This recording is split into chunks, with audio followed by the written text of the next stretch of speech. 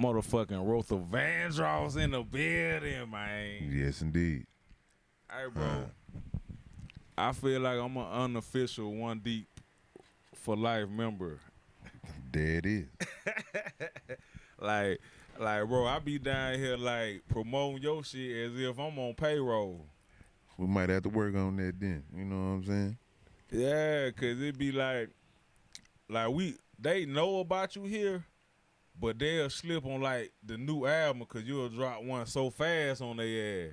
You Yeah. know what I'm saying? Yeah. Like, bro, how do you even just stay in that bag where you can just keep dropping like that and still like listen to the music, still have genuine love for this shit? Man, I mean, the type of shit that I do, I don't do the regular type of music. So it's always something going on that's gonna motivate me. Like if I'm talking about the struggle, or if I'm talking about, bitch ass niggas or bitch ass bitches, that's in my face every day, all day. So how can I not have a song or have something to say about this shit? So I mean, my content is delivered to me all day, 24 hours a day. Yeah, like you, long as you still got them elements in your life, it's gonna always be something to rap about then. I mean, even if they not in my life, you know what I'm saying? If you my homeboy and you going through it, you tell me about it. I mean, that's what Pac was great at. Because every struggle we heard from Pac, them weren't all his stories. That was some of his people stories. That was some of his mama stories. You know what I'm saying? That was some aside of shit that he was talking about. So, I mean, you got to have your paintbrush ready. You know what I'm saying? And you could just paint after you hear what you need to do. You know what I'm saying? Yeah, bro, that's a good way to put it. And like I can't say like your paintbrush like always ready. Yeah. Because you Yeah. stay creating, you know what I'm Yeah, saying? for And, sure. and can't too many people say they had the type of run that you had, brother. Yeah. Like Yeah. 20 plus years in this shit, man. Yeah. You know what I'm saying? Do you even feel like you got that much time in it, man? Or you still feel like it's still 98, 2000? Well, I mean, it definitely ain't 98, 2000, but it don't seem like it's been that long. You know what I'm saying? Cause I don't know. Cause you do your shit, and then you sit down. You know what I'm saying? I'm somebody else from Monday through Thursday. You know what I'm saying? Then Friday, Saturday, Sunday, I'm this nigga that's on the CD. You know what I'm saying? Or, so it's like I put on this uniform 3 days a week. So it don't seem that long because I'm not walking around like, hey, I'm a rap nigga. You know what I'm saying? I'm just walking around basically like everybody else. I'm trying to see who got the killer loud. You know what I'm saying? I'm trying to see who got alcohol. You know what I'm saying? I'm trying to see who a hoe so I can stay away from over that way. I mean, it's just I don't walk around like no rap nigga because like my pants ain't tight yet. Them hoes ain't gonna get tight. I'm just on some old shit. I'm just living. So it just seemed like I just been waking up and doing what the fuck I've been wanting to do since not the whole 20. Not the whole 24 years, but I say I've been doing what I wanted to do since about around 2013. You know what I'm saying? So it's short lived, kind of like. What happened in 2013 that make you say that? Well, I mean, I want to say this might be my first professional shit after leaving Rap a Lot. You know what I'm saying? Like once we got to the Melts and the Crown album, the chicks got different. Back to Melts and the Crown? Yeah. Okay. Yeah. The chicks got different then. Like that's when the money. Well, on that album, I ain't gonna say on that album, but that was the first shit I did away from Rap a Lot. After that shit, and I became my own boss at that point. So it was kind of like, not a chick's coming to me. I ain't going to nobody to go get something out of a chick. So once I started getting a chick, now it's like, oh, I ain't got to work so goddamn hard. Right. But, looking at the chick, I was like, shit, this make me want to work even harder though. So I work hard on the music. And then, like I say, it's just on the weekend. It was just on the weekend. You might do an interview on a Tuesday or a Monday, but I mean, I ain't doing my favorite part. I'm not on the stage unless it's like Friday. You know, Yeah. if it's like a Thanksgiving or some shit, yes, you know, Thanksgiving show on the Thursday. But yeah, 2013, that's when the CEO-ness hit me. You know what I'm saying? Okay. Okay. That's Hold when on before you go on. You want a blunt to roll up, bro? I got you on there. I got some good gas for you now. You know what I'm shit, I saying? ain't gonna lie. Bro, Yeah, I you one of do. my OG, bro. Yeah, Hey, pass I me that do. weed out that bag right there, man. Yeah. Come on, I man. be. What these is? I be on papers. But what's this here though? Oh, Uh, Optimo. they Okay, decent. I meant to okay. goddamn call her and goddamn get you a bottle or something, bro. I was running late as hell, Ah man. man, a bottle would have so been What full. you Oh drink? nah, here you go. What you drink, See, bro? we know we Brian. I'll drink some Brian. Lex, you want to run See, to the liquor store right quick? we do got one D papers, kind of like you know what I'm saying. So Okay. yeah, I can roll up in my old.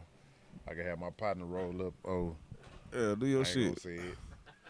I ain't gonna say it, but Do your shit. he got a catchphrase. I ain't gonna do him like that though. Yeah. Hey, hold on. I'm finna cash out you run. What kind of brand you want, bro? Man, Douce, hen, what? if they got some makers, mark, but some Douce will do too though. Alright. Douce a damn sure do it. Hold on, I got you.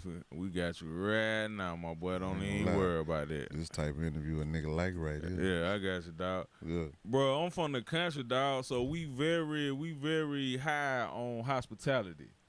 You know what I'm saying? Like when people used to come down up to the country, my grandma and my great auntie, how she always offer them a plate. Yeah. You know what I'm saying? Some. Yeah. Then she was the bootleg lady too. Oh yeah. So you get you a little dollar shot, $2 shot. So I was like 9, 10 years old, like pouring up liquor to the old head, bro. And it, you know what I'm saying? Yeah. Get on some Douce. Get on some Douce. Yeah. Yeah, y'all. So so I bring all of those things I learned into this lane right here to keep me who I am. Right. Because you can get lost in the sauce with this shit. Yeah. Trust me, I if know. you let it. Yeah. Bro, tell me something, because you was on Rap A Lot for a minute, bro. Like, as far as like business-wise, what's some of them business ways you picked up from Jay Prince while being over there at Rap A Lot? I ain't pick up nothing business wise from over there. Like everything I picked up business wise came after that. Yeah, it came after that. Like it was kind of like I ain't see Jay that often. You know what I'm saying? I had a manager over there, you know, Red Boy. You know, Ansel Jennings, you know, he do a lot of shit with Floyd Mayweather not running the money team. But like other than that, man, you know, for Rap A Lot, man, I was in jail for most of my time on Rap A Lot. So all I could tell you is that, you know, nigga paid for my lawyer. You know what I'm saying? He paid a bag. I came in the Rap A Lot with a murder case. And I wasn't gonna have no career if it wasn't for him paying his lawyer to come in there and do what he did. You know what I'm saying? Damn. So once I got the fuck out of jail, I was free for 11 months. I went right back to motherfucking jail. So I ain't really pick up too much at Rap A Lot, man. I just, you know, I turned in a record. You know, he'll give me some bread. When I start doing a record, I turn the record in. He'll give me the other half of the bread. And then that's it for me and Jay for the year. And I'm doing my shows and shit. So other than that, like, I ain't really pick up no business. I mean, I picked up a lot of sayings from Jay. You know what I'm saying? But I ain't pick up too much business from him. What kind of sayings you picked up? You know, association bring about similarities. Shit like that. So if you hanging with a lazy ass nigga, what do you expect to be? You know what I'm saying? You know, and probably his favorite, let you yes mean yes and you know mean no. You know what I'm saying? There's a lot of motherfuckers out here promise you something and then, you know, not deliver on that shit, and then you end up wondering why you got a stain on your name out here because, you know, you ain't keep it real to what your, you know, to what you said type shit. So, I mean, like, I got a lot of shit like that from him. Actually, the one thing I probably did get from him, it ain't business, but I learned how to want shit from watching him. You know what I'm saying? Like, first piece of money I got, like, if you in the hood, you know hood shit. So I get about $100, $200. First thing I'm thinking is back then it's this syrup This shit was $25, $30 a line. Yeah. So I'm like, okay, I want to go get some syrup. That's how we know. We gonna get some syrup, get some weed. I can give me, I can give me a 3.5, and I can give me a deuce with $150. So I'm finna pull up a deuce of syrup. What's a deuce? 2 ounces of codeine. Tech Runners podcast start right now. Yee! Check runners.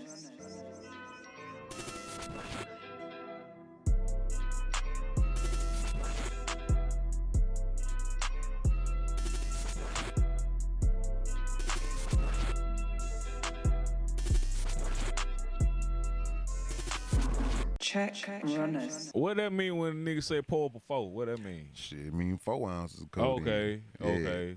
Yeah, and I mean I was drinking that shit back then. So all you knew how to do was what you been doing. So, I'm rapping with people around the hood and shit. Ain't nobody really trying to, ain't nobody teaching you how to man up. You know what I'm saying? So it's like shit, I've been pole hustling, give me some money. Like I say, give me a deuce because I couldn't afford the folk. Give me a deuce, give me a 3.5 or something. But back then it was that top flight shit we was smoking. So a nigga smoked this bullshit and you think you high and it's cool. All right. Then the bread come, now it's like, oh, I'm gonna go get an 8. And I'm gonna get a half. So I'm gonna get a half ounce, so I'm gonna get 8 ounces. And it wasn't until I got on Rap a Lot, this is the first time I hopped in the car. When that nigga pulled up to sign me, he was in a Studebaker. And I Like the little van joint? Nah, this like some shit you would expect to see Al Capone, one of them Al Capone type of cars, like Bonnie and Clyde. Like he was in like one of them motherfuckers Like with the shits from the 30s, 40s type shit. Okay. Yeah, he was in one of them. Okay. That's what he came to the pool hall to sign me in. And I'm like, what the fuck is this? You expect for some type of white man in a dinner coat to hop out, but it was this nigga Jay Prince. And I was like, that shit look crazy. I ain't never seen no nigga no shit like that. Then you get to Rap a Lot. I'm like looking, now I'm understanding the name, Rap a Lot. Right. This shit was a car lot. See, niggas don't know that. It's Rap a Lot, like, yeah, I'm rapping, but I got a car lot down here. Phantom, Bentley, like Ferrari. Like, I'm talking about like 40 of these motherfuckers. So now I'm like, I ain't never seen none of this shit in real life. So I'm just watching. I go upstairs, like, nigga, office was expensive, like wood everywhere. And I'm like, okay, I've been rapping for a little while. I ain't seen no shit like this except on TV. Right. And then I told the nigga Jay, after a couple of years, I like, Jay, I want a Bentley. That nigga say what? I said, I want a Bentley. He say, you for real? I'm like, yeah. He say, man, I ain't never know you like nice shit. And I like, what kind of dumbass shit is that to say to a nigga? He was like, well, look what you been showing me for 3 years. I give you a check, you run go give it to that nigga in the back of your neighborhood to go get that purple shit. And I was like, I had to think about that shit, like, this nigga ain't lying, though. Cause soon as a nigga like, man, here go 50,000. I'm finna go buy all the syrup. Yeah. I wouldn't think about doing shit else. I'm gonna go get some Jordans. I'm gonna get a bunch of weed or get a bunch of syrup. Hell, I might even go give me a couple packs and go give it to some niggas in the hood so they can flip it and give me my shit back. Like, I ain't never think, like, you know what? I want a flying spur. But I told that nigga I wanted a flying spur. And so I had one of them hoes the next day. And I was like, nigga, you mean all I had to do this whole time was tell you I wanted one of these motherfuckers and you was gonna get it? Yeah, but you around here being a dope fiend, so I thought that's what you wanted. So I learned how to substitute my addiction fucking with him. Yeah. Damn, that's some powerful shit to learn from somebody, bro, because the people that didn't get to learn that lesson early on, man, they somewhat fucked up right now. Yeah, they probably still drinking and elevated to the next drug already. Yeah, and I believe with any drug, it's like you can still be maintaining and be on your drug of choice and still live a good life if you know how to balance it. Shit, but not with that shit. It's syrup one of those drugs that's like you ain't gonna be able to balance this shit. This shit gonna be well, I mean, on your ass. Yeah, man. Like, You gotta think about it. Like Thank if you, all Lex. I've been doing my whole life is drinking little bitty increments of syrup. Now all of a sudden I get somewhere. This man like, all right, bro, look, I'm gonna give you $25,000. What's the name of your album you finna do right now? I say, someone fresh out of jail. I say I'm gonna do an album called Crack.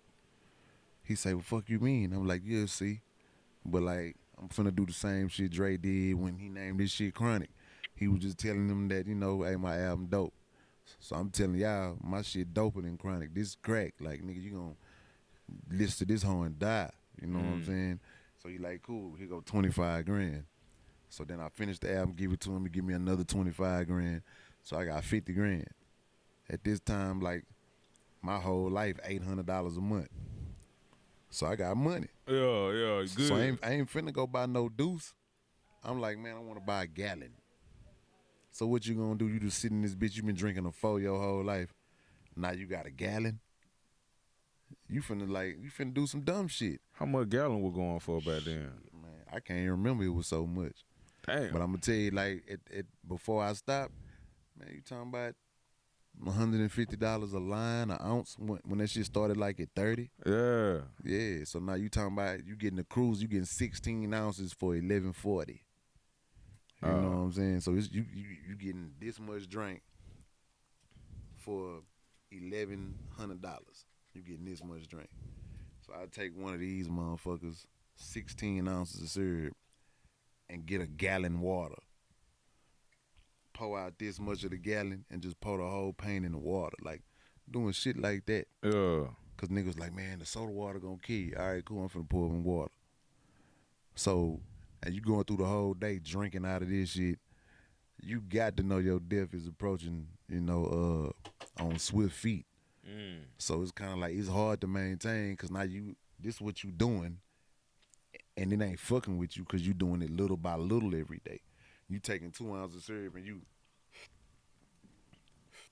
now you graduate to where you just, like you hearing shit like in the background right there. Yeah. Like how just pouring out. So yeah, then before you know it, nigga muscles gone. Cause they tucked up under the fat. You drinking so much syrup, you was getting fat. Attitude fucked up. Hey, you wanna do an interview? Man, fuck your interview, nigga. I ain't wanna do shit. Cause I'm leaning all the time. Yeah. So yeah, it'll take a toll on not only your health, on your motherfucking career. Cause my attitude already fucked up. You know what I'm saying? And this shit here make you ain't got none, you withdrawing. So now you like, man, I need some syrup. Nigga would've walked in here like, man, you want something from? Yeah, I want some syrup. But we ain't got none. All right, well, fuck this interview then. I'm finna go home. That's the type of shit was. Like, I was a real addict of that shit. If I ain't had no syrup, I would've fought everybody in this bitch just from being not able to scratch my itch. Damn. So fuck that syrup shit. Hey, bro, I gotta say, bro, you like the realest ever for saying that, though. You know what I'm saying? Cause it takes a real man to just know when he got a problem and it need to be corrected. Right. You know what I'm saying? It's one to know you got the problem, but what you gonna do about the shit? Right. So it's like you knew it wasn't beneficial for your life and your well-being. Right. You know what I'm saying? As you being like one of the original SUC clique members, bro, would you say y'all squad one that really just made it popular? For real, for real? I ain't gonna say we made it popular.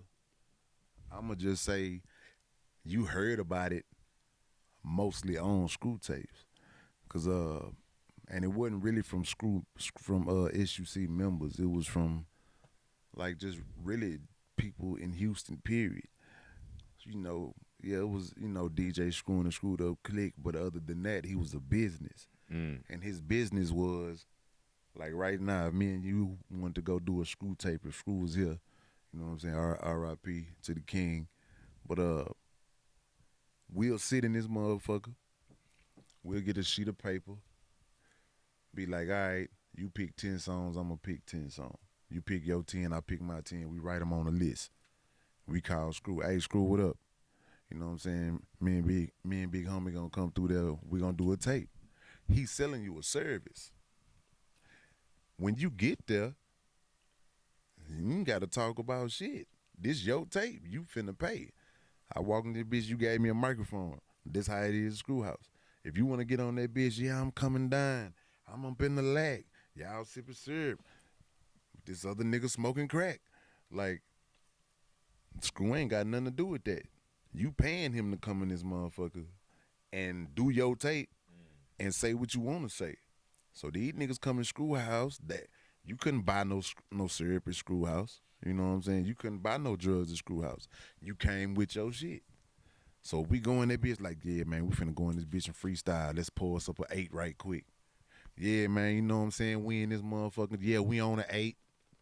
Yeah, you know, we done rolled up. We done did this. And that's how the shit getting out.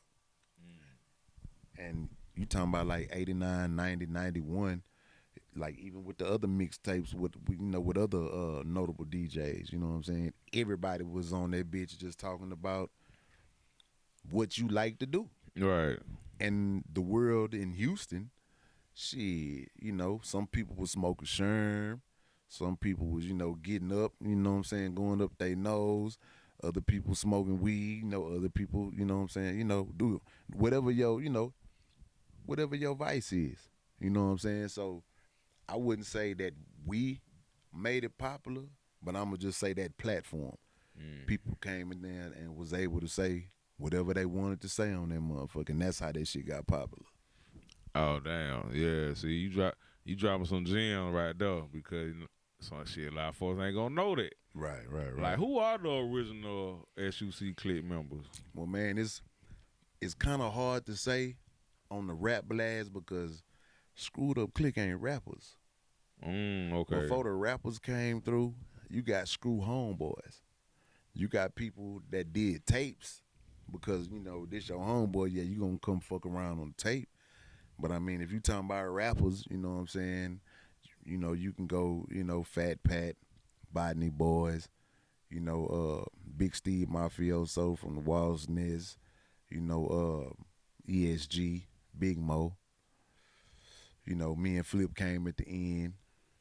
You know, you had Lil O, you had Grace, you know, like all the familiar names, you know, from rapping, you know, Mike D, Clado, you know, they were Southside players, you know, RP, Mr. 3-2, you know what I'm saying? But then on the other side of it, you had cats like Fatback, you know what I'm saying? You had I mean, and then, you know, shout out to the women over there, you know, Cheryl and Angelique. But I mean, you had Screws Homeboys. You know what I'm saying? You had people that I brought with me that became, you know, household names with some of them, and then they recognize as SUC also. So it's like, I'd say, man, it might be by like 35 rappers, but then it might be like, you know, a couple hundred members though. Right. I don't even know every member because, you know, I came to do tapes. I ain't come to hang out.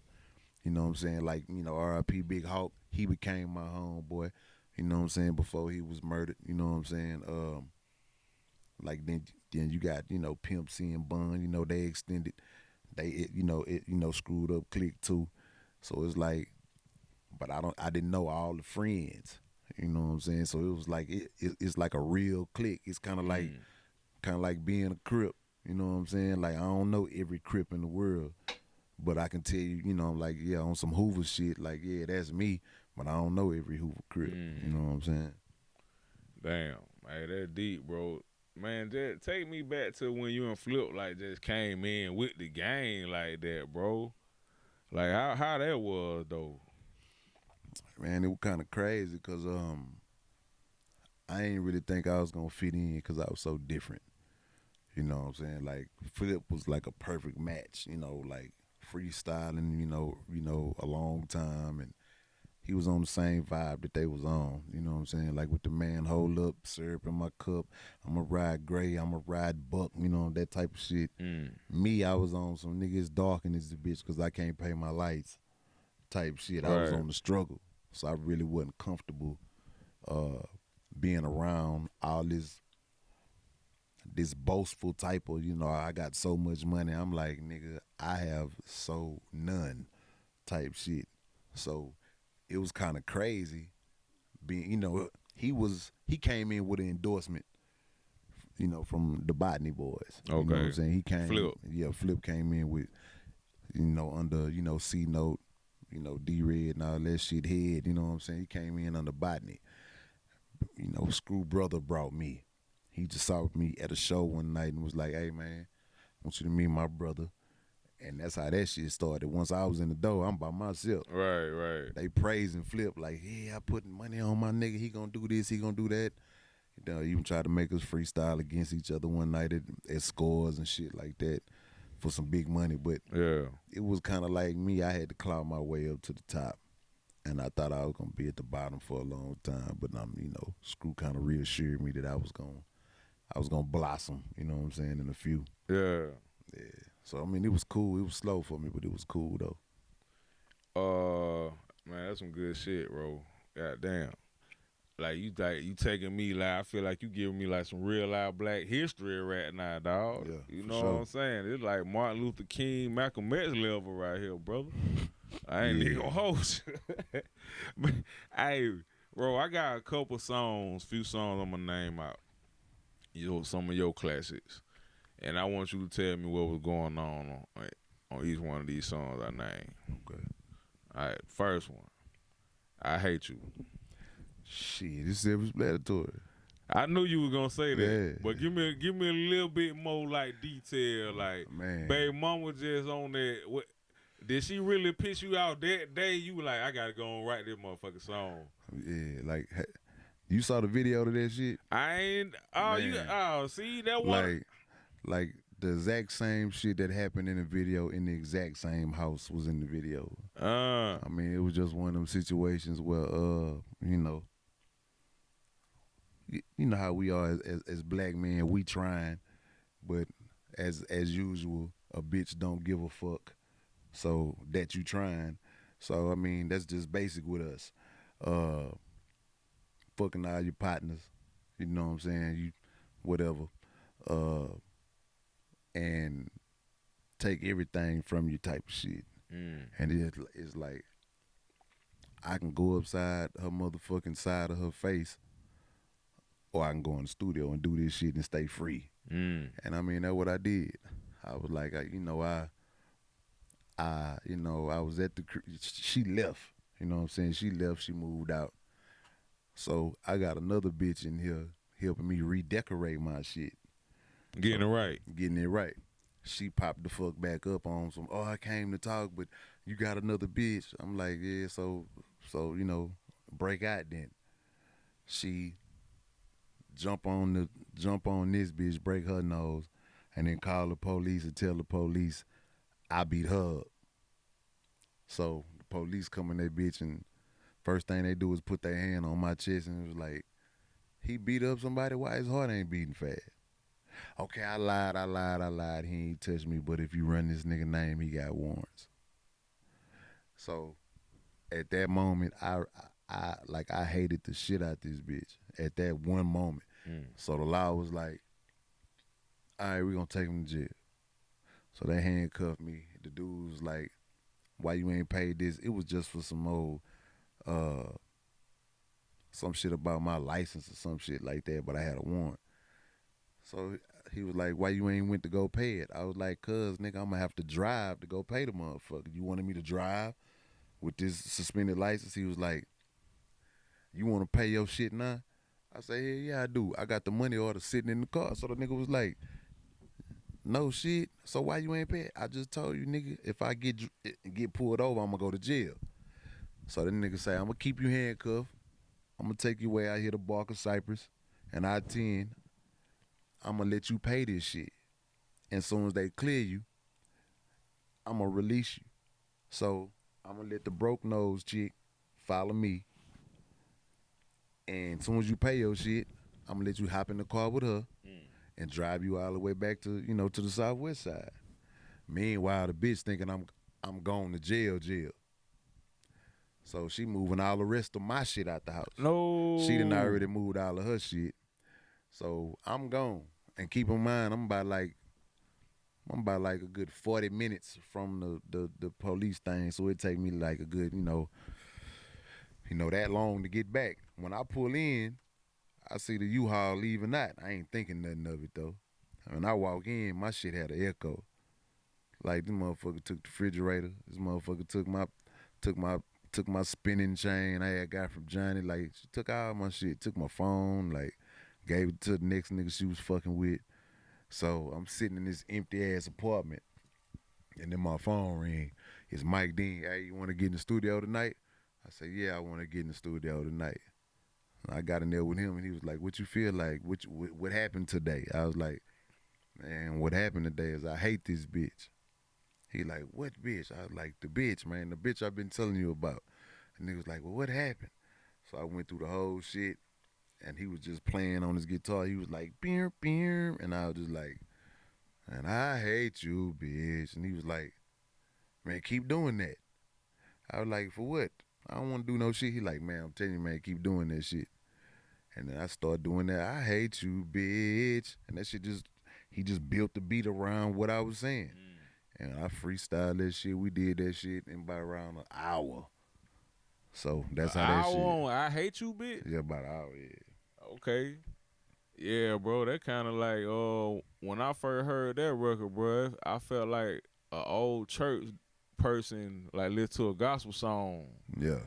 Like that was my version of Go Tell It on the Mountain type shit or something. Man, I had to tell it off some shit. Bro, I ain't gonna hold you, boy, cause my baby mama at the time had me going through some shit. Yeah. That I Hate You was on crack, right? Nah, that was on Life of Joseph McVeigh. Yeah, Damn, it don't even seem like it, bro. Yeah, that was my first Rap A Lot album. Okay, that was the first one? Yeah. Damn, yeah, I ain't even know that. I thought you was already over there in the building at that point. Nah, shit, I was basically, that shit came out while I was in jail. So, yeah, that was one of them ones, though. All right, I got another one for you. Don't Start Now. Yeah, that was I Hate You Bitch Part 2. Yeah, that what I thought. Yeah. Because as soon as it come on, I wish you would die. I was like, shit, this nigga got me again. Yeah. This nigga got me back in church. Yeah. I was like, shit, go on priest roll. Shit. Like, bro, you probably like the real like street preacher out here, bro, cause you be saying the shit like we feel, but we ain't necessarily saying. Yeah, exactly. I mean, and that's the explanation of it. Like, I'm kind of like the medium in between, cause if a lot of y'all said, no disrespect, but y'all gonna be sleeping on the couch, you know what I'm saying, or getting kicked out the house, or you gonna lose your bitch. Me, I'm like, I don't give a fuck. That's where I'm coming from. I'm like, with the moniker, like with the One Deep Entertainment, I'm not. I wouldn't really too concerned in staying in no relationship with no motherfucking body, because this is the path I'm taking, and I know a lot of women was gonna take it like, oh, he fucked up. So I just prepared myself to just be in and out of relationships, because I wasn't finna be in for no hoe. So I feel comfortable saying what the fuck. And then especially, man, I was tired of R. Kelly with all this when a woman fed up shit, like, fuck them hoes.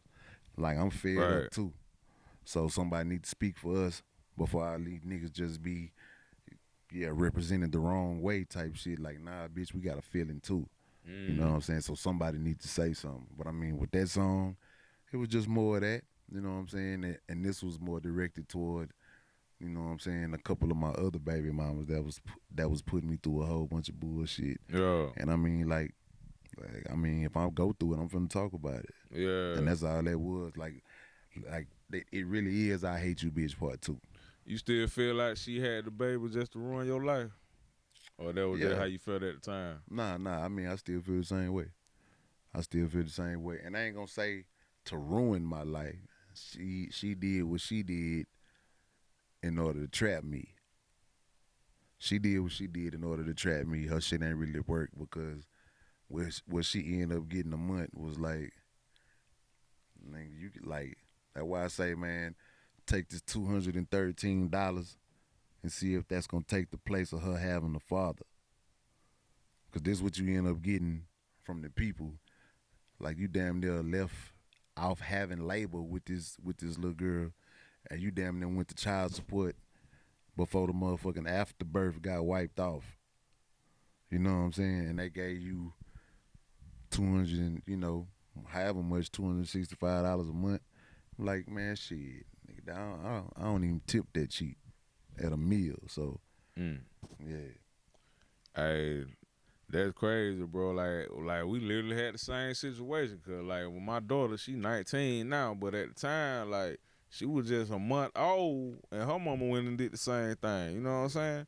Yeah. So I get that why that song like resonated with me real heavy. Right. You know what I'm saying? I got another one for you. Since we lost y'all. Man, really, since we lost y'all, man, was about my homeboy, Lil D out my hood. You know, my homeboy Harv, little brother. You know, I'ma just say, man, drugs is a bad thing, man. And he fucked around and, you know, jumped out the car with my homeboy and went up in somebody's house, and all I know is that the nigga was just brain dead. You know what I'm saying? And we was supposed to hook up. It was just my turkey drive. You know what I'm saying? My, you know, that with the Thanksgiving shit. You know, he out here helping me, you know, pass out these turkeys. You know, at Hemp Sports Clips. You know what I'm saying? Where I get my haircut at. You know, shout out to my barber before. But yeah, man, it was just that occasional R.I.P. song. Right. And it was for all my niggas, but that one was specifically for him. You know what I'm saying? Because it was fucked up, man. This was a talented dude, you know what I'm saying? A promising basketball dude, even though he was a little older, but, you know, I mean, a good dude. So that's why I started out with his name, Lil D. You know what I'm saying? When they put you in the ground, it killed me because I ain't know what was going on. Nigga, you was just right here, but now you going home. So, I mean, I was just, you know, paying homage to the memory of him. You know what I'm saying? You know, Damon Woodson. And, you know, of course, I had, you know, the OG from Bone on there. You know what I'm Right, saying? crazy, salute. Yeah, so, yeah, that was just one of them ones, man, where we had to get on there and just, you know, remember the fallen. Hey, good stuff, man. Yeah. Good stuff, bro. Driving Me Wild. Yeah. Fun record. Yeah, the Pretty Brown Round. I mean, you know, shit. Like sometimes, I mean, you gotta salute that ass sometimes. You know what I'm saying? Hey, say that shit, dog. Yeah. Sometimes, and I mean, especially back then, and I mean, the persona that I carry, like, motherfucker wouldn't usually know that I would talk to a woman, because it seemed like all the songs that was coming out was getting on a woman ass. You know what I'm saying? About some bullshit. Right. So I was like, well, you know, I ain't gonna get on here and just put no Ralph Tresvant type of look, you know. I ain't finna just get on here and just be in love with a bitch. But, you know, let me get on here and be nasty as fuck right quick and at least show it that way. You know what I'm saying? So took R. Kelly shit.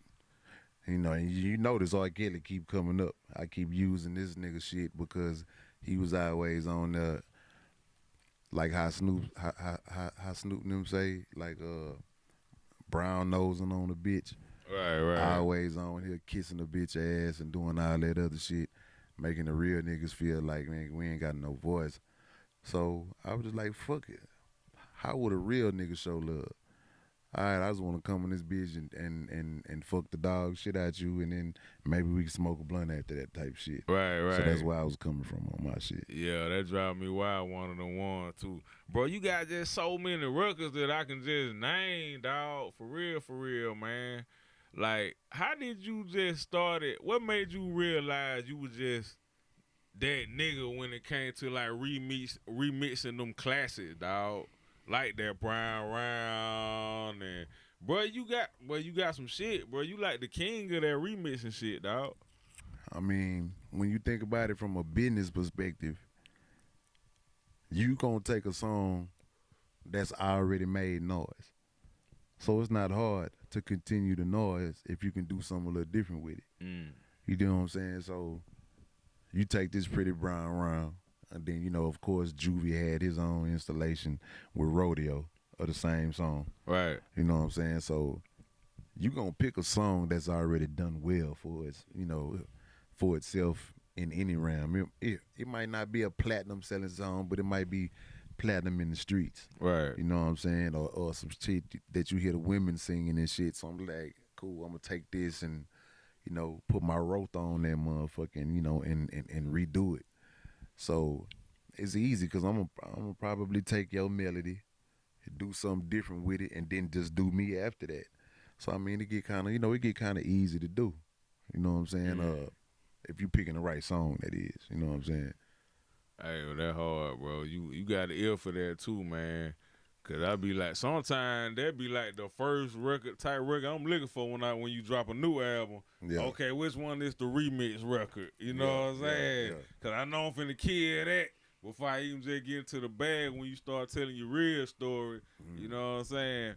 Like, sure. dog, when it comes to your song making though, bro, like, do you already damn near know once you figure out the concept, it's just easy for you to write? I feel like that's kind of like a good formula for you, cause like all your songs just make you use your imagination.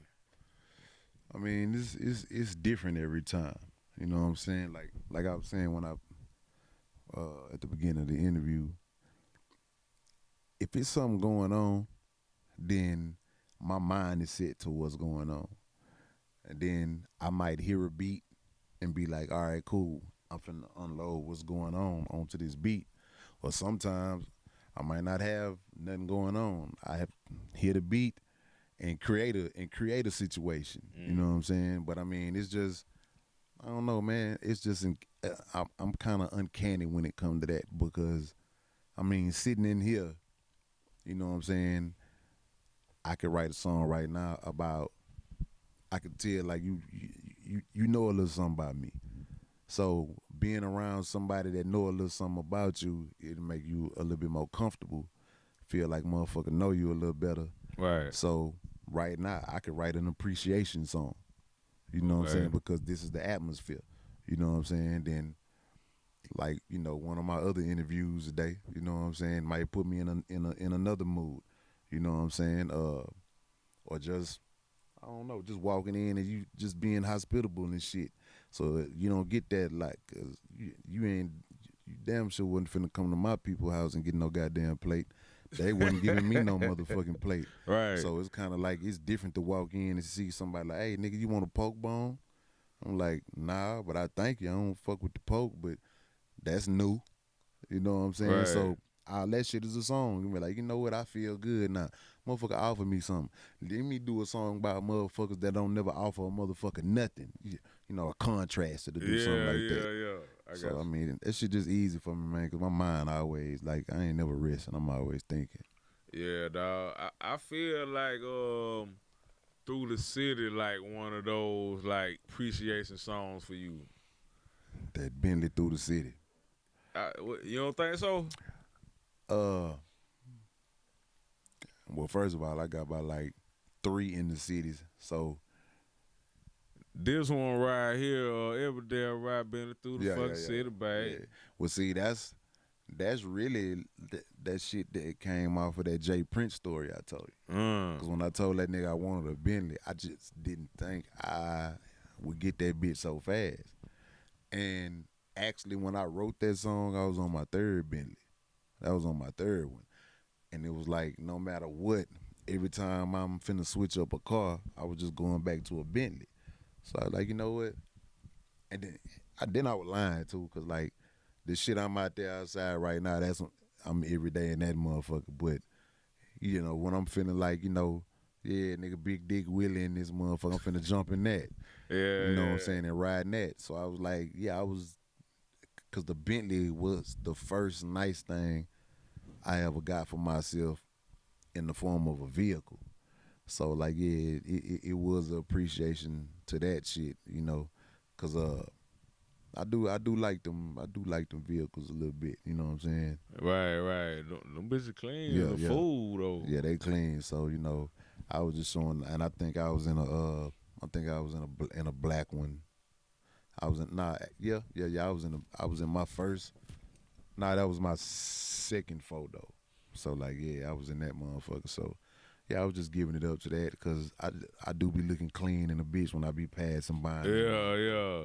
You gotta look at yourself. You gotta see yourself. You know what I'm saying? Because if we not gonna feel us, who gonna feel us? Right. You know right, what I mean? And I feel like you make music for like the underdog and the people. Like, hey, we gotta make this shit shake on our own because we the underdog, so we gotta work twice as hard. Right. I feel like you got like the soundtrack to that type shit. Right.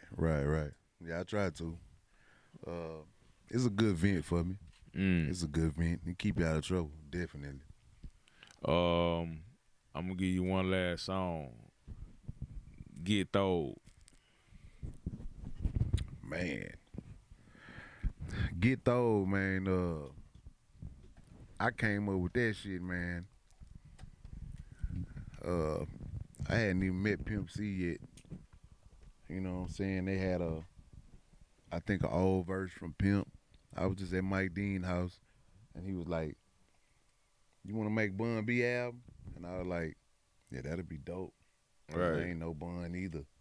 I seen him a couple times, and like, but I was like, "Yeah, that'd be dope." So he just played the beat, and when he played the beat, you know, I'm just sitting there trying to come up with something, and I'm like, okay, dun dun dun dun dun dun dun dun dun dun. So you know, I'm listening how the progression is going down. So I was like, cool. I chose a note to stay with, and I just started going off because I mean, that's what I was doing at the time.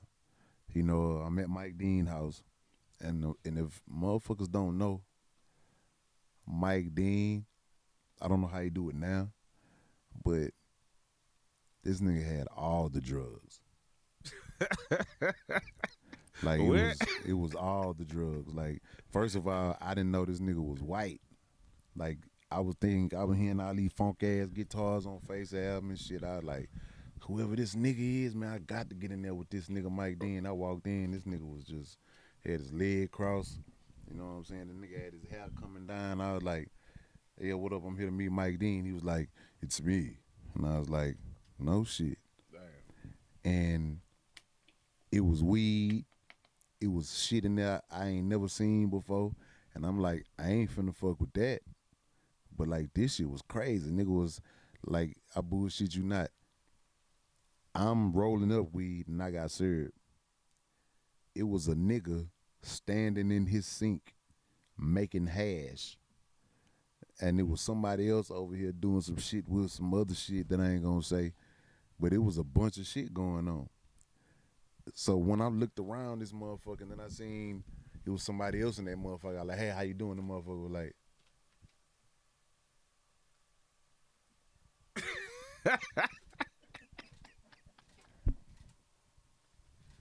and he was still doing. I walked off. This nigga was still he trying to dab you me. up. Yeah, he was trying to dab me, and I was like, this nigga throwed, man. And as I looked around, and I swear to God, like, this nigga had a bird. This nigga had a parrot.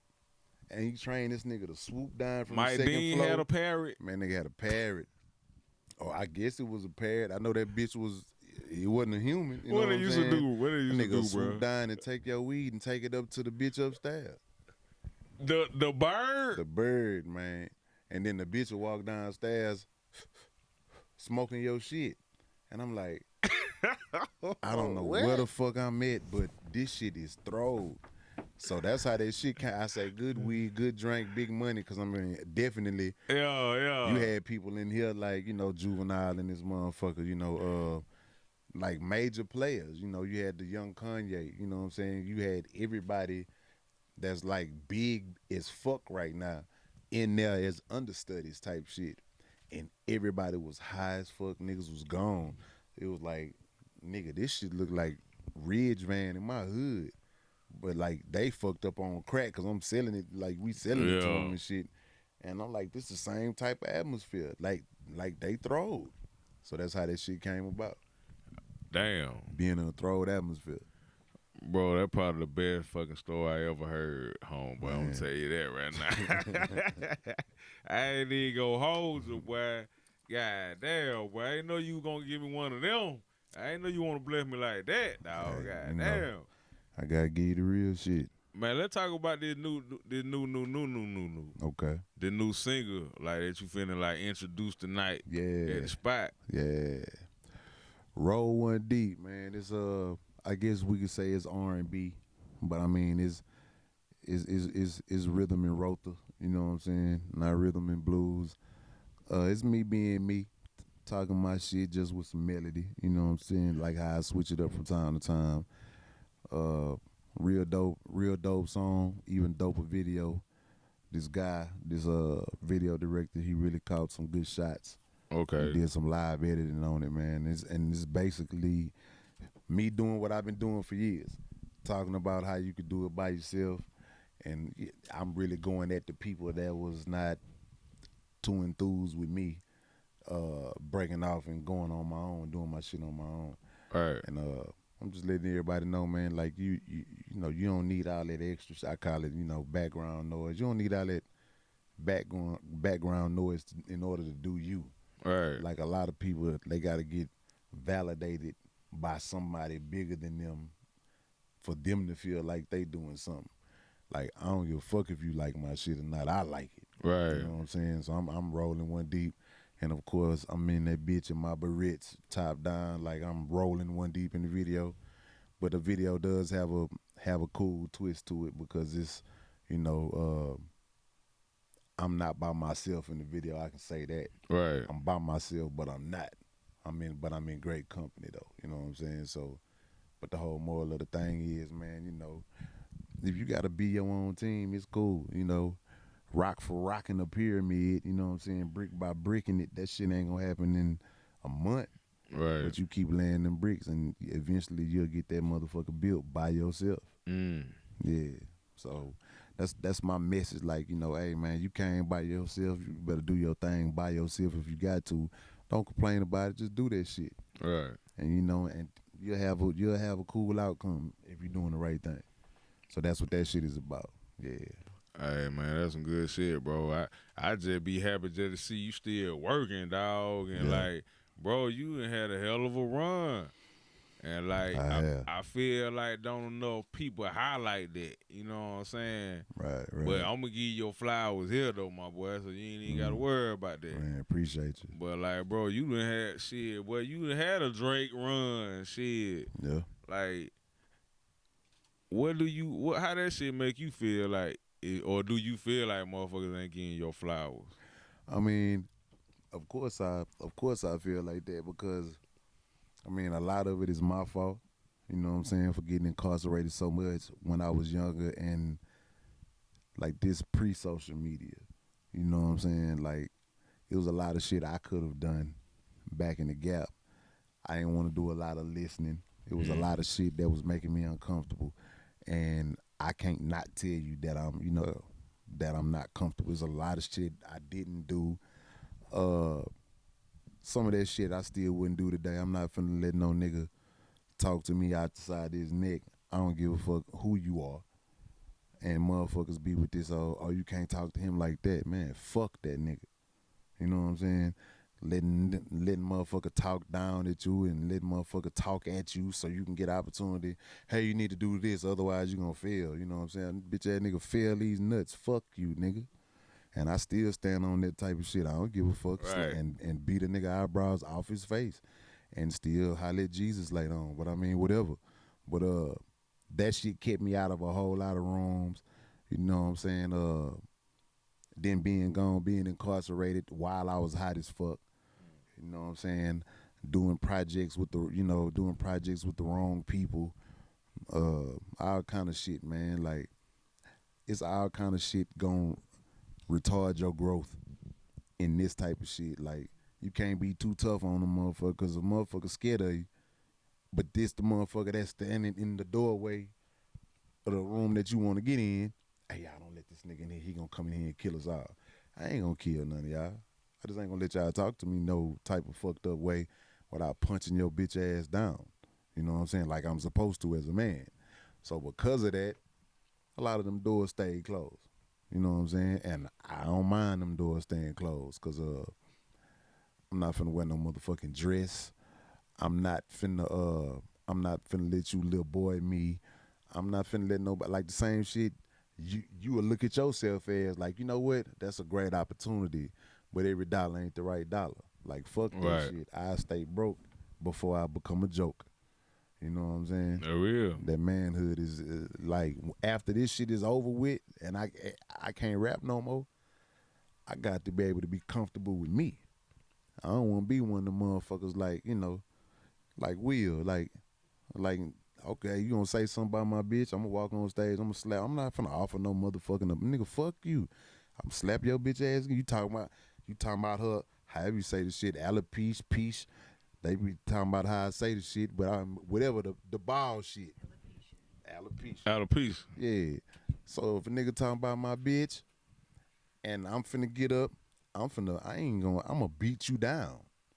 And I'm not finna come on just, hey, Chris Rock, man, fuck you, nigga. I bet you ain't gonna say nothing about my bitch no more. Nah, you gonna keep the same. You supposed to keep the same energy though, like for real. But a person that makes a type of 20 million a movie, now all of a sudden you might be getting 8. My mind gonna tell me, man, fuck that money. I bet there ain't no other motherfucking comedian gonna say nothing else about my bitch. I catch a flight and beat your motherfucking top row of teeth to the bottom and catch flight back home. And like fuck the opportunity. Okay, nigga, you lost Feli now. Man, fuck Feli then. You lost Bubblegum, fuck them niggas. I choose Spearmint now. You know what I'm saying? Like I don't care. And that type of attitude definitely keep your ass off of the next comedy show. Right. And I wouldn't give a fuck because I mean, it's more important to me for me to lose you before I lose me. You feel me? I'd rather lose everybody before I lose myself. So fuck it. So that's why I'm in a cool spot where I am right now. But that's why I'm not at a level of a Drake. You know what I'm saying? Because I ain't finna do no standing down. Nah, you said a lot with that one. And now one of the things that stood out when you were like, you had did certain joint projects. So you got some joint projects you regret? Hell yeah. Like what? See, I regret the ABN shit. What? Yeah, I regret the ABN shit. Why you regret it, bro? I mean, because the relationship between me and this nigga withered away because of how the music went. You don't see too many motherfucking groups. I mean, I don't know how to pronounce these niggas' name, but what is this shit, Deuces and Mero or whatever the fuck? The Decent and Merrill. It's always a breakup going on between 2 or more people for whatever reason. And you can't keep it business when it's personal to you. You know what I'm saying? Like if me and you got some shit going on and then you stole some money, we trying to do this motherfucker podcast and I'm gonna be like, yeah, man, that shit weak as fuck. Like when you stole that money from me, old bitch ass nigga. Right. I'm a judge at you. So it's like, we gonna fight. We gonna lose our motherfucking platform. You know what I'm saying? Or then you look at the group, the rap group, it's always somebody who better than everybody. Ain't nobody better than me. I work too hard at this shit, so I can say that shit wholeheartedly. Ain't nobody I ever work with better than me because I outwork you. You know what I'm saying? And a lot of people don't like that shit too. And then, other people might sit around and be like, who this nigga think he is? And I feel like, I'm David Ruffin. I'm on some bitch. Ain't nobody coming to see you, Otis. Right. They coming to see me, nigga. Sit down, take your cut, and get the fuck out, you know what I'm saying? Get the fuck out the way. But I mean, the intro of that shit was the beginning of the end with us. You know what I'm saying? Like even with my brother, you know what I'm saying? Niggas not knowing how the business really go. You always got one nigga like I remember this on tour, and motherfucker was like, man, why this nigga Roll taking so long? Like we already ready to go to the next spot. Like what's the hold up? Oh, they still counting his cut. Oh, that kill you. That kill you right there. Nigga like, oh, okay, well how much he charge? Why I'm not getting that? Shit, nigga, you should have had his manager or some shit. Like, Now you looking up like, damn, this nigga charging $10,000 more than what I'm charging. So now you looking like this shit ain't fair.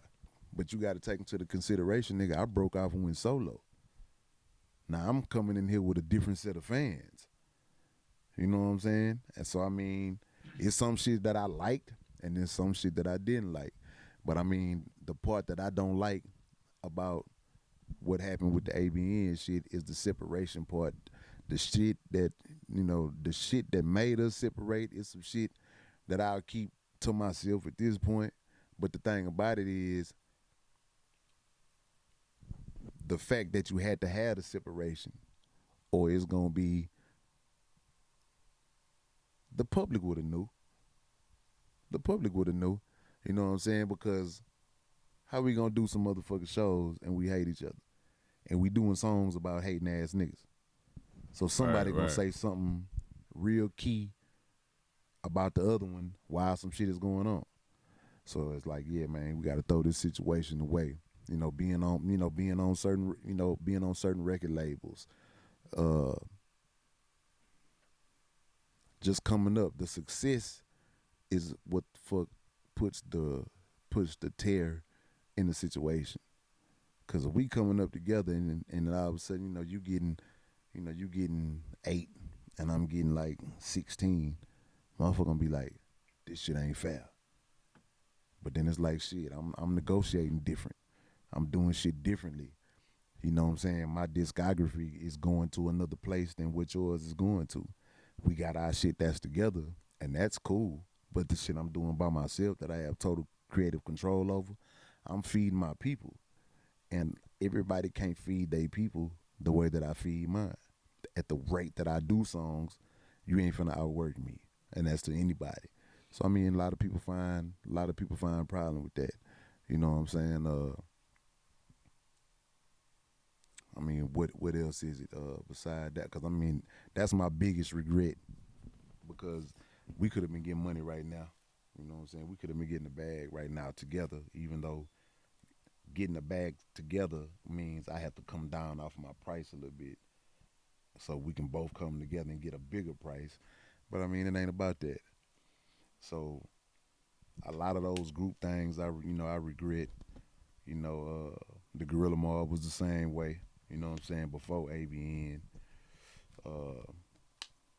them really was the only groups beside the group I came into the game with before I came out with Look What You Did to Me. So, some people off the north side.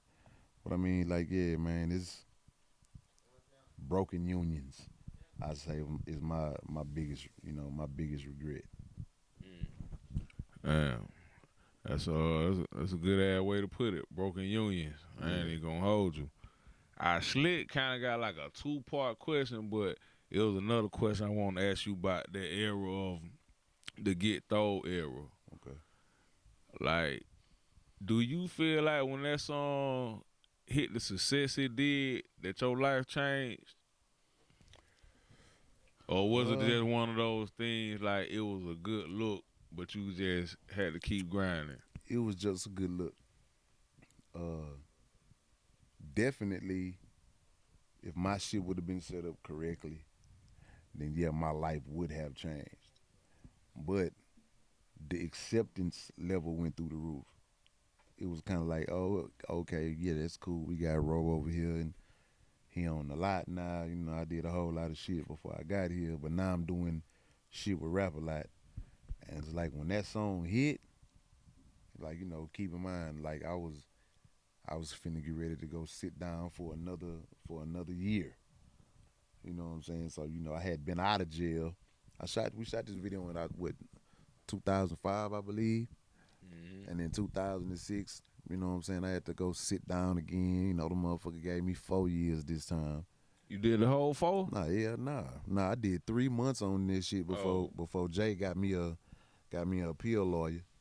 And I came back on bench 1 to Orange County and ended up giving that shit back, giving the penitentiary time back, and taking a 10-month state jail. So I knew exactly when I was getting out type shit. But this was another, and I had already done like 4 months in there, so They didn't give me credit for that shit. So I done 14 months all together, and this was the hottest time of my life. This was Get Throw era. This was right after Get Throw. Okay. This was right after Get Throw. I had just released Zero Vision Volume 1. I released that Power record, and I released that man, I don't know, I got so many fucking albums, man. I be forgetting the names of my shit.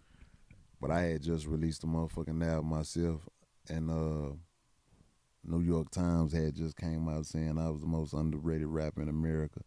I'm reading that shit from my bunk. Damn. Yeah, I'm reading that shit from my bunk. And it was crazy because I'm doing a song. You know, I did a couple songs with CeeLo Green yesterday. And it's crazy because he was who I was listening to when I was, you know, reading that article in 06. That was that him and Gnarls Barkley, that maybe I'm crazy. And I'm thinking to myself, I'm crazy as fuck to be in this motherfucking place for syrup again, wasting 14 months of my motherfucking life when every motherfucking publication is writing about me, even the New York Times, and I'm sitting in this bitch and this all earns just wasting my motherfucking life away. So yeah, the name of the album was Still Living. So I had our Power, Zero Vision, and Still Living. Then the New York Times came out with that shit. You know, we had just had well, not yet. I was headed for you ready to do the Source cover on, you know, on J Ranch that we did with everybody, Slim and Watts and all that shit. But I mean, like, if I would have been out, I definitely would have been touring with Lil Flip. I would have been touring with Lil Flip, and I wasn't able to do that shit because I had my dumb ass in the motherfucking penitentiary. What all that was like simultaneous with like the Lil Flip Game Over run and all that, right? Or there was Yeah, was still on the Way We Ball era. This was on his run. At Okay. the time, you know, Flip was like 35, 40,000 show. You know what I'm saying? This nigga was doing shows for 100, you know what I'm saying, overseas. And I definitely would have been with him because at that point we had got cool.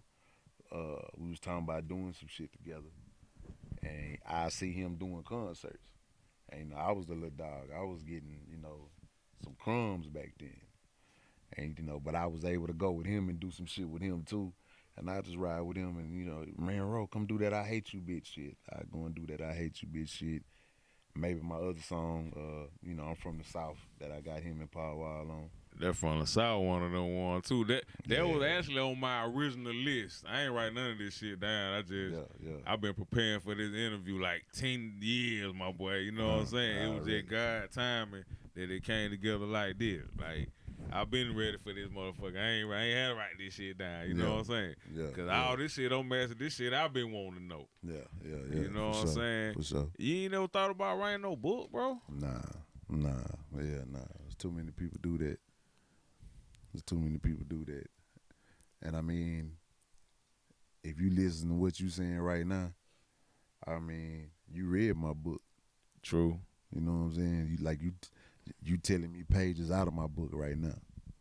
You know what I'm saying? My book is a audio on every album. Like that's as closest to a paperback or a hardback version you're gonna get from me. And I never think about doing a book because it's so many other people just like, yeah, I'm gonna write a book. Saturated.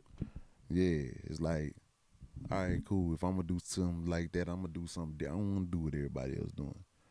You know what I'm saying? I've been telling my story. I've been writing my book. I started writing my book in 1998. The first chapter was Look What You Did to Me. You know what I'm saying? The second chapter was Gorilla Mob Rise. You know what I'm saying? The third chapter was Zero versus the World, so on and so forth. You know what I'm saying? Now we on the pressure chapter right now. You know what I'm saying? The pressure was lit too, though. Yeah. And that motherfucker's doing better than, that shit is doing better than expected, like much better than expected. So. Why you say much, when you say much better than expected, did you feel like something was missing from this that you ain't think it surprised you, or? Nah, it's just so many songs. Okay. And you know, people, like the way people's attention span goes, you know, you would think like every post that I read, I be reading, man, no skips. Cause I ain't gonna lie to you, I'm not finna listen to 20 songs straight. I don't give a fuck who it is. I ain't finna listen to the whole pressure, and that's me. I'm not finna listen to 20 songs. But then you got people, man, this shit is crazy. 20 songs and they all different and they all slapping, no hashtag no skips. I'm like, yeah. So I wasn't expecting to see all that. I didn't hear, I haven't seen not one motherfucker like, oh man, this shit was garbage.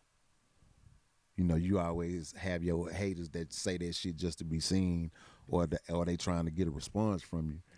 And I ain't even have to go off on nobody yet because I don't see the shit. So it's like, damn. But it has been 2 years since the last release too, though. So I think a lot of people were eager to get it. Oh yeah. I ain't even surprised, bro, that they getting that kind of response. You know what I'm saying? Shit. I feel like the last 4-5 albums should have got that kind of response. You know what I'm saying? In my book, you know what I'm saying? How long you feel like you been just, when it comes to your imprint, your record label, One Deep, for like, how long you feel like you been just really consistent with that? Like, you just been on your shit with it? Well, I mean, man, my first One Deep Entertainment installment was called Drinking and Driving. And I want to say that's 2016. But, Drinking and driving? yeah. Damn, that. You feel, now hold on, let me go back right quick. See, you fucked me up. You feel like Drinking and Driving didn't get the same response like Press Again?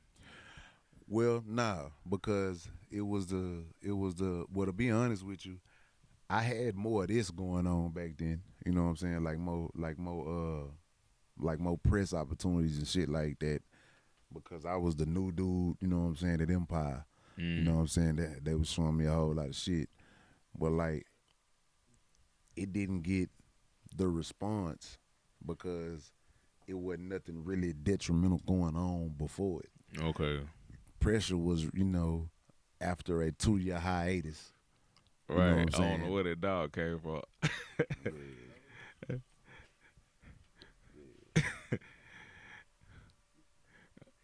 I thought this nigga was a goat at first. Nah, get your ass off me, nigga. Yeah, nah, we don't do all that stuff. I like Jack, that, where it came from. Yeah. That All nigga, right, okay, I guess you win the show. Yeah. I Yeah, thought it was a goat at first. My bad. Shit. that nigga like he was in the pasture or something. But Oh man, that shit was funny as hell. yeah, definitely don't cut that out. Nah, we gotta keep that. Yeah, got to keep that. But nah, drinking was hard. Like drinking was hard. But I mean, I didn't put that many songs on Drinking and Driving. And like I say, I think the last thing before that may have been Solid, a little EP I did. Also I just put that shit straight on iTunes. So it wasn't nothing going on. But like Pressure, this is from a hiatus of, like I say, 22 months not releasing a whole album. I released Quarantine, you know, right before it, but I hadn't released that. I mean, before Muhammad Ali actually. So yeah, I'm lying. It's 22 months, and I really rolled off Muhammad Ali performing and shit, you know, for you know, damn near 2 years. So with Pressure, it was kind of like, yeah, man, you take 2 years off of the game, and you're not a major artist. You know what I'm saying? Like you know, a Drake or Amigos or something like that. You give your people a chance to go find, you know, new faves and shit like that. So for this motherfucker to come out and be top picks by all your people and then still gaining new people off of it, it's like, yeah. But I mean, Drinking, like, it didn't, because it was my first one. You know what I'm saying? Drinking, legendary, you know, what, Drinking and Driving, Codeine, you know, Sadism, like so on and so forth. Like all those was the One Deep Entertainment, my own releases and shit. And I ain't saying that Drinking didn't do well, because it did do well. I got a whole lot of East Coast press off of that motherfucker, but it's like ain't nothing really doing as well as Pressure, because pressure, like I said, that hiatus. But then I got a lot of people watching from a lot of shit I've been doing in between the times too. So I've gained a lot of fans off of doing things that wasn't music related. So now they flocking over to the pressure and they kind of like making it like it's still a new album. Okay. Yeah. Yeah, that hard, bro. Tell me, what do that album Legendary mean to you? Legendary, man. I mean, it was kind of self-explanatory. Like even the album cover. Like that album cover was all the rest of my album covers today. Yeah, know what I'm saying? I felt like Yeah. that shit could have been like some art right there. Yeah. I mean, it actually is art over my cigar bar at the crib. But I mean, man, I named it that because like even the song Manna on there, I named it that because I felt like I was showing people why I am who I am on that record. Right. You know what I'm saying? Even down to the political songs on that record. And I think it took a legendary standpoint for a motherfucker like me that's outspoken with his hatred for police to even band with a police chief on that song I'm Screwed Up. Right. Like I had to show a little growth. You know what I'm saying? I had to take some responsibility and do a lot of explaining on this record as to why I move in certain ways that I move. So that's why I call it legendary, because shit, when you doing what you're doing and you trying to be a staple, everybody ain't gonna agree with you. You know what I'm saying? Like everybody, they not gonna be like, yeah, I feel you on that one, bro. I don't feel this when you talking about the police. I'm like, well, that's cool. You don't live in, you know, $1 million home. So you probably don't want the police presence to be doubled up around your motherfucking house. You know what I'm saying? Because when I was on Ridge, man, I ain't want no police coming down. I was selling crack. Now you talking about a dude who got kids, living in a big ass house, and you looking at the pop smokes and all this other shit. Like you can't accidentally put your address out. Some hoe ass nigga gonna come through there and try to rock you. You know what I'm saying? Rob you and all this other type of shit. So now I want the police presence now in front of my driveway. I don't want them to pull me over when I leave my shit, because it's definitely gonna be doper than in that motherfucker. But at my house, like, nah, I need y'all riding by this $1 million motherfucker. You know what I'm saying? Like, I'm out here in Atlanta right now. I don't know what the fuck going on in Houston, Texas. So shit, I need precinct 4 to know what's going on around my shit. So it's different standpoints for different parts of life. 19, 20 years old, pocket full of rocks. You know what I'm saying? Probably, the 30 round clip in the 40. You don't want the police. You know what I'm saying? Now you in your 40s. Walking through your house make your heart rate change because this motherfucker was huge. And you hear with 5 different air conditioning units turning on and off. You think a nigga breaking in your shit. You ain't been accustomed to this shit your whole life. You got the one on the side of the highs, and that shit cool the whole motherfucking highs. Like a nigga need units now. So protecting your units, you might need some units to come through and protect your shit for you. So it's a different, it's different now. Back then they call a nigga real because I can knock your ass out with one punch. Nah, that shit don't seem real to me. Now that shit seem like it's a waste of jawbone. Now, like, damn, let me try to talk to this hoe. Let me try to describe to this nigga why he's wrong now. Cause now the shit that validate me is to be like, man, hold on, man. Let me show you where you was a hoe at. And I'm explaining it good enough for a nigga to be like, I was a hoe. Thank you for pointing that out to me, bro. Right. Don't be a hoe no more. Back then, a nigga would have been like, bitch ass nigga, and like Tyson say, visualize putting my fist through your face. You gotta move different now. Gotta move. And the thing about it is, I don't have to move different. But being grown lets me know I should move different. There you go. Yeah. Yeah. And I respect that, bro, because like he said, in the hood, whoever doing the most wild shit, the realest. Yeah. But whoever leave the hood, they fake now. Yeah. So and let me tell you about it. My name is Joseph Fake McVeigh. I embrace the fakeness. If that's what fake is, I'm fake as fuck, and I love the shit out of it. yeah, I hate that it gotta be like that though, bro. You know what I'm saying? But it is what it is. Shit. I mean, and the crazy part, like, that's the crazy part because it don't gotta be like that. Take the movie ATL, right?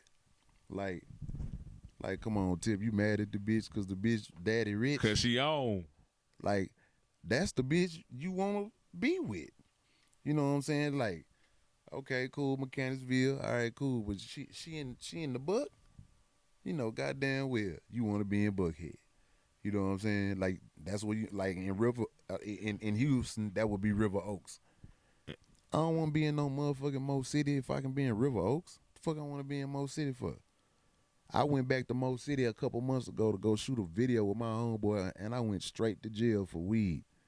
A couple months ago? A couple months ago, I went out there to go shoot a video. You know what I'm saying? With one of the Crip niggas out there, B-Ray, out my hood. And as soon as I pulled out the motherfucking parking lot, here come this motherfucking law.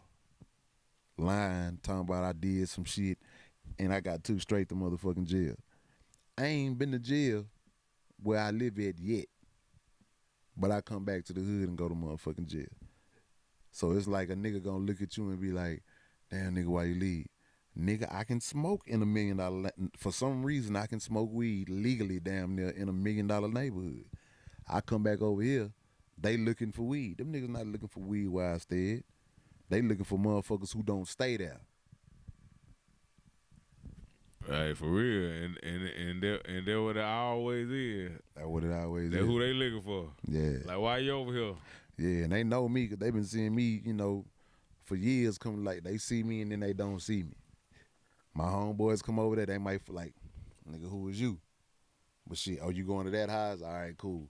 Mine, the speed limit is 30. Don't even do 33 around this motherfucker. They gonna take you down type shit. And I like it like that.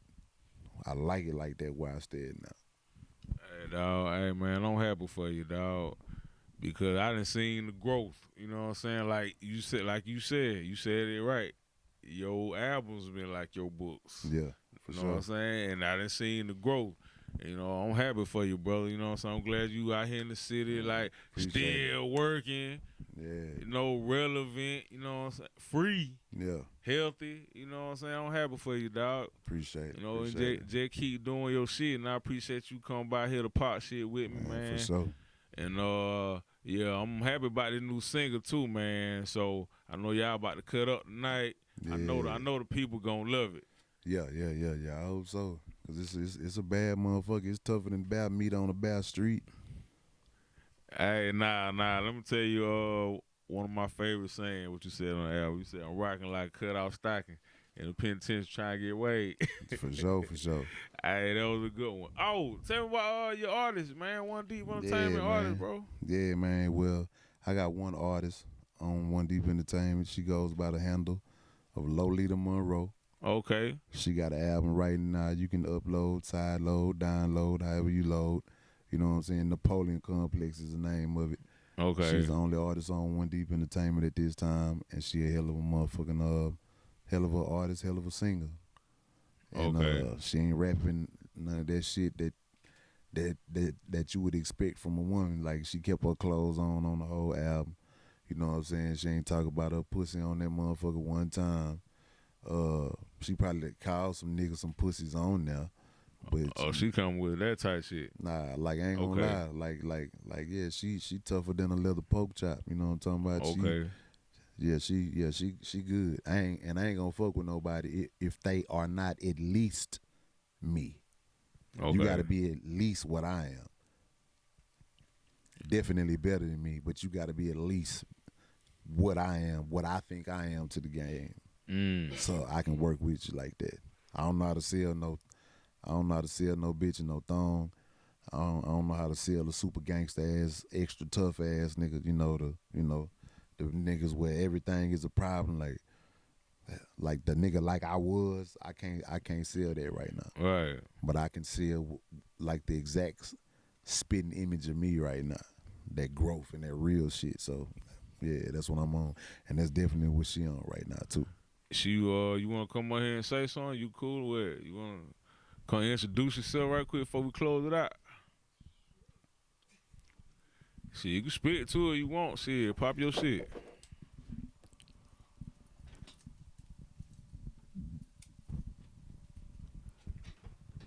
Hey, what up, everybody? My name Lolita Monroe. My Hey, how you project. feeling? I'm good. How you feeling? I'm blessed. I'm blessed. What? Tell me about a quick question before we get up out of here. What was it about One Deep Entertainment? What made you be like, damn, okay, I need to go here and mess with Ro? Oh man, I'm from the Mo City. Stand up. And if you from the Mo, then you got to know Ro. What you mean? So I mean, Ro a legend in the hood. Like he was already legendary, of legendary stature. You know what I'm saying? By the time I started rapping, so that was a no-brainer. Okay. Yeah, like I wouldn't have even considered attempting it with nowhere else. I'm gonna say it like that. Like it was a no-brainer situation. Hey, that's what I'm talking about. And I don't even like doubt that at all. You know what I'm saying? Tell the people where they can find you at. Hey man, my project is called Napoleon Complex. It's on all platforms: Pandora, Amazon, Apple Music, YouTube, whatever you using, man. Check me out. Hey, appreciate your time. Ro, you want to come back Likewise, close it out with likewise. me? Appreciate it. Hey, I better go follow her. Now, I really got to go listen to her now because Ro done just sold the hell out of that shit. Like, bro, you got me ready to just go play every song how you just promoted her ass. Yeah, man. Matter of fact, that's her shit right there. Okay, and she got the QR code on that thing. Yeah. What you talking about? Yeah. She hard. I get that shit from her because I wasn't fucking with them codes before she said that shit. Yeah. But yeah, y'all can follow her at Lolita Monroe on Instagram. You know what I'm saying? You can follow me at Z_RO on Instagram. You can follow me at Zero Mo City Don on Twitter. For motherfuckers who can't spell, it's ZROMOCITYDON. And y'all can follow me at Zero Mo City on Facebook. You know what I'm saying? I just always say this here after that. Just do not try to follow me for real in these streets. I'm gonna fuck you up. Nah, don't do that, y'all. Don't do that. I'm nervous. You yeah, man. It's fucked up out here for rap niggas. So hey, man, holler at me from like over yonder. You know what I'm saying? Let me know you coming. Like, hey, my nigga, hey. I'm like, hey, you good? Cool. And then go from there. Yeah, don't just walk up and shit. Like, nah, that real shit though. Yeah. Like it's crazy like that for rappers. You said it, bro. You know what I'm saying? Yeah. I can't even get into it because I know I don't want to I had you here all day because I know you got to get ready to go up to the whoop. You know. Hey, man, but hey, appreciate you coming on here, brother. Man, thank you for having us on here, man. Man, anytime, sure. dog. Anytime you in the city, anytime on down there, bro, it's all the way up, man. Man, I read it. Big salute to the YouTube viewers, the Spotify listeners, the Anchor listeners, the Apple Podcast listeners, all that good stuff, man. Y'all follow my dog, and we gone. And always remember, when you do what you do it like you're doing it for TV. And we gone. You bitch. Yeah.